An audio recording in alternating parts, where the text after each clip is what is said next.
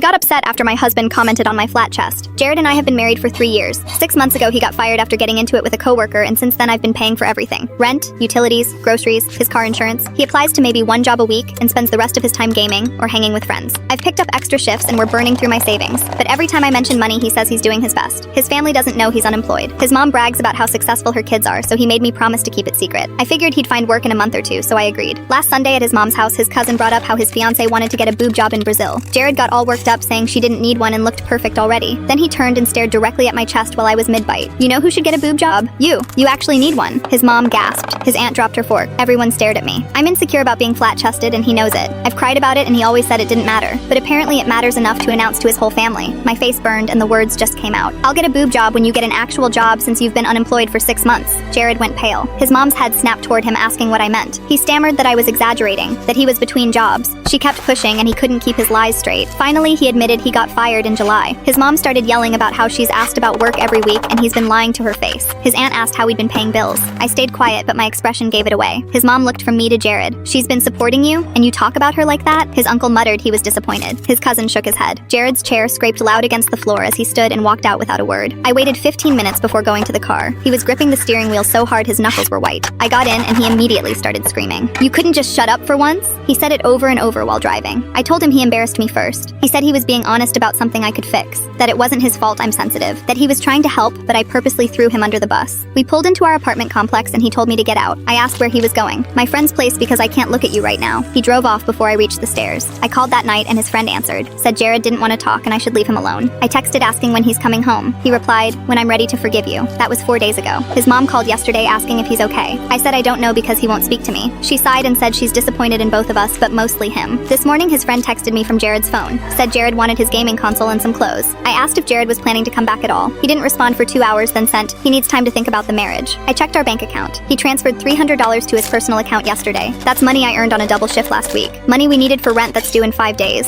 I called his mom and told her everything. The gaming instead of job hunting. The 1 application per week. The money he just took. She was quiet for a long time, then said, pack his stuff and bring it here. He can stay in his old room until he figures himself out, but he's not doing it on your dime anymore. I spent the afternoon boxing up his things, his console, his clothes, the expensive headphones he bought 2 months ago with my credit card. His mom came by at 6 with his dad. They didn't say much, just loaded everything into their truck. His dad paused before getting in the driver's seat. My son's been acting like a child. You didn't deserve what he said. Then they left. Jared called an hour later screaming about how I can't just kick him out of his own apartment. I told him my name's the only one on the lease since I'm the only one who could prove income. He went silent, then hung up. His mom texted me later. He's sleeping in his childhood bed throwing a fit. He'll either grow up or he won't. Either way, you did the right thing.